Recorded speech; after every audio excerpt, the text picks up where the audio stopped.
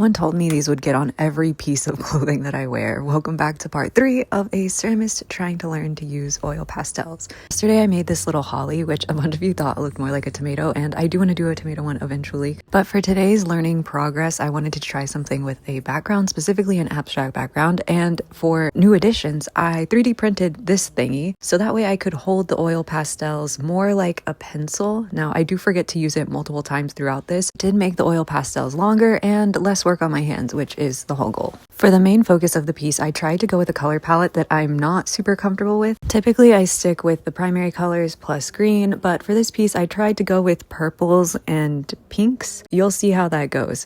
I kept giving up and then covering other colors up and then putting more colors on, and can confidently say drawing with a color palette you're not familiar with and a subject that you usually don't do is not the best idea when you're trying to learn something. So I wasn't super comfortable throughout this whole thing, but I do think it ended up cute eventually.